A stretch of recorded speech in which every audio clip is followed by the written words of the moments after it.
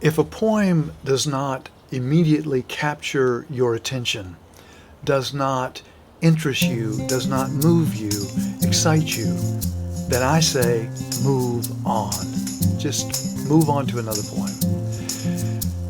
This is Dale Byron on Poetry, and I say that this week, and I have a poem, of course, but I say that because not to be mean to the poet or to demean their effort. It's just that somebody else may love the poem, somebody else may be inspired, excited, engaged by the poem, but if we're not, let's just move on. There's plenty of poems out there.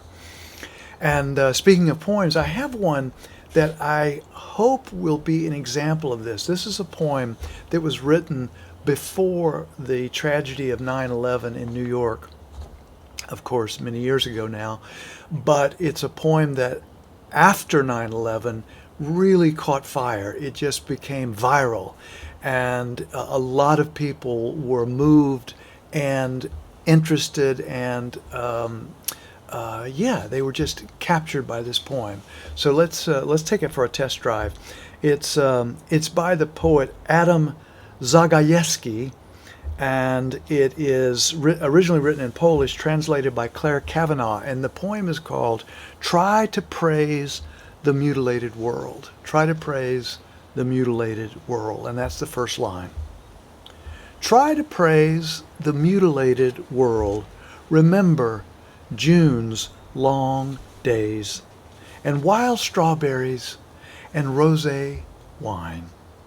The nettles that methodically overgrow the abandoned homesteads of exiles.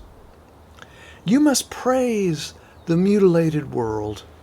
You watch the stylish yachts and ships. One of them had a long trip ahead of it, while salty oblivion awaited others. You've seen the refugees. You've seen the refugees going nowhere, going nowhere.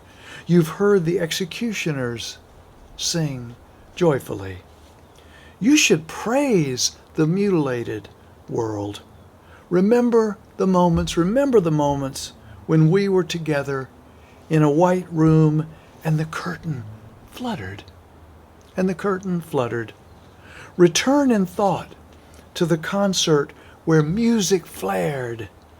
You gathered acorns in the park in autumn, and leaves eddied over the earth's scars.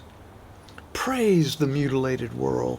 Praise the mutilated world, and the gray feather a thrush lost, and the gentle light that strays and vanishes and returns. Praise the mutilated world, and the gray feather a thrush lost, and the gentle light that strays and vanishes and returns. So again, that poem was sort of caught fire after 9/11, and one can imagine as we were dealing with that kind of grieving, yet still trying to hold on to some sense of joy, some sense of gratitude.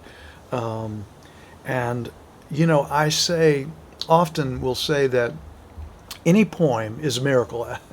But poems are essentially, to me, they're important, or secondarily, they can be art.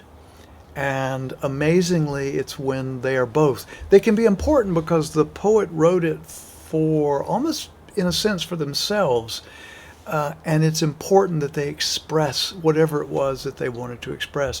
But if it rises to the level of art, that means that those of us, many of us, can step inside that poem and have our own experience. That's what I mean about when a poem sort of immediately grabs our attention, excites us, inspires us, and moves us, quite frankly, moves us. And I sometimes also say that the greatest poems are short, satisfying, and surprising. And this poem, I think, really is wonderful in all three of those categories. Praise the mutilated world. The poet ends the poem this way. Praise the mutilated world, and the gray feather a thrush lost, and the gentle light that strays and vanishes and returns and returns. Thank you so much for your listening ear. I really appreciate it. And until next time and next poem, please take good care of yourself, and if you can, take good care of someone else.